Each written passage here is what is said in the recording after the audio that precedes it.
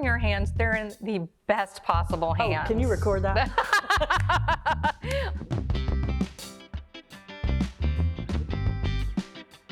It was so much fun to see you after 16 years, truthfully. When y'all walked in my office, it was like not a day between the 16 years. It was amazing. Y'all looked exactly the same. Oh my God, so did you. And well, thank you for saying that. But the conversation just picked up like we had just left each other, which that was so fun for me. And it was just as fun for us because we felt so comfortable returning to Charlotte, largely in part because we knew you were here. Oh. No, seriously, you made our first home buying experience here so effortless and smooth and pleasant.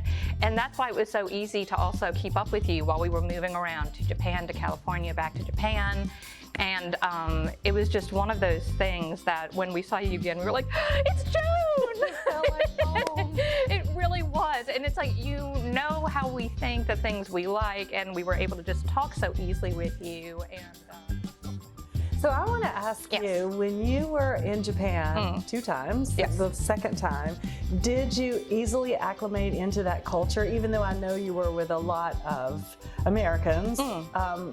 What is that experience like? Well, it was so much easier the second time around, and for multiple reasons, but the main one was that I no longer had a toddler that I needed to, watch over the majority of the day. Right. So Jackson was in school full-time at ASIJ, and those are long days because the bus has to go about 45 minutes outside of Tokyo. So he'd leave at 7 a.m., get home at 6 p.m. I had full days to kind of do as I pleased and really explore. I was able to join a church ministry so we could make onigiri and food for the homeless. I joined a mahjong group after COVID hit, so that was a huge blessing. But it was so easy to get out and travel. We remembered enough around the actual city of Tokyo that we felt very comfortable navigating. And they are so westernized over there that learning the language isn't a necessity. Wow. It's an asset, but it's not a necessity, especially in the more populated areas. If you go more off the beaten path, you are going to find less people that speak English. That makes sense. But it was such a gift to be back there again this time and really getting to enjoy and appreciate the country and the culture and the people. So another question, what was it like having your daughter at Ole Miss when you were in Japan? Oh God, it was one of those things when the firm asked my husband, they said, okay, we need you to move back to Japan. We automatically said yes. I mean, we had less than 24 hours to decide. We knew within a few seconds, like, yes, we wanted to go back. But we did have to face the fact that Madeline would be back here and we would be 6,000 some odd miles away. Wow. And this is pre-COVID, so we didn't even have to factor that in at the time. So it was challenging. I'm very, very lucky though that both of our families were very close to Oxford. That's true. My parents are in New Orleans, granted, but Shannon's family is up in northern Mississippi. One of my closest friends, an aunt to the children, lives right outside of Memphis. So she was well looked after, and she made some great friends, both in the Honors College and the Tri Delta sorority and through the journalism school. So she was surrounded by a lot of good people. I think the hardest part was always the delivering her back to the airport, because I'd start crying. She'd say, Mom, stop, don't cry, stop crying, stop. She's very stoic. And I'd be like, I just can't, you're my baby and you're leaving. And so it was challenging at times, but we were very lucky that she had been kind of grandfathered in as a resident of Japan, since we had all been residents before. Right. And I think it was just because they had that on file, and so they automatically gave that to her, because technically she wasn't. She was a university student in the US. Right. And that really worked to our benefit, and we were so thankful for it once COVID hit, because she was able to get in and out of Japan, which had one of the strictest policies. Like, they wouldn't even let their own nationals back in for a while. Wow. So, I mean, it was very beneficial that it worked out that way. But from what you and Shannon told me, COVID was not that difficult there in that country because you're a mask. They are a mask-wearing society. Yeah. So nothing really closed. No, nothing really closed. I think it's also the fact that the Japanese in general, they're just rule followers. Right. That's how they are in general, and again, to everyone's benefit during a worldwide pandemic.